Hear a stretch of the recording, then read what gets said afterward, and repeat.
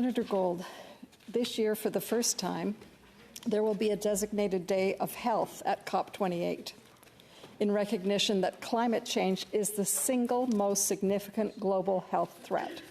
The World Health Organization estimates that an additional 250,000 people will die each year because of climate change impacts, such as rising temperatures, extreme weather events, air and water pollution, increased spread of diseases, food insecurity, not to mention the impacts on mental health. Canada's National Adaptation Strategy recognizes the health impacts of climate change on individuals and also on the capacity of health systems when flooding, extreme heat, wildfires negatively affect health facilities. Two of the targets of the adaptation strategy for the health sector are, 1, implementing evidence-based adaptation measures to protect health from extreme heat by 2026, and 2, identifying risks, develop adaptation plans, and measure progress towards climate resilience in health systems by 2030. Senator Gold, I realize the strategy is relatively new, but the challenge is urgent. Could you tell us what progress, if any, is being made towards meeting these targets? Senator Gold. Thank you, Senator, for highlighting Canada's first ever national adaptation strategy. It was launched earlier this year, as you point out, designed to help communities across this country. The strategy aims to transform the way governments, communities, and Canadians work in partnership to prepare and reduce risks of climate change through coordinated action, ambitious action.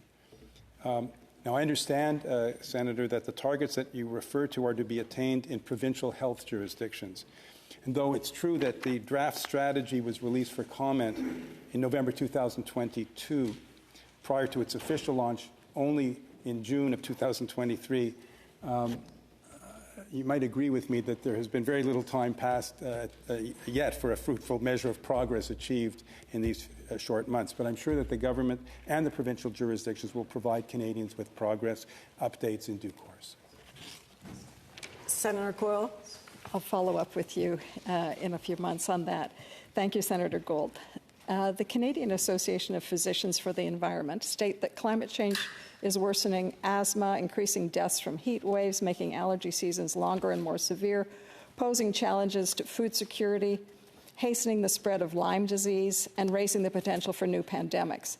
Impacts are being felt first and worst in Canada's far north, and by women, children, racialized individuals, and Indigenous peoples. CAPE also state climate change affects mental health, leading to increased anxiety, depression, post-traumatic stress disorder, and/or ecological grief. In their formal submission to the government on the National Adaptation Strategy, which we're talking about, CAPE encouraged the government to consider the mental health benefits of involving the people impacted in those adaptation measures. Senator Gold, could you explain if and how participation of local people is being built into the adaptation plans? Gold.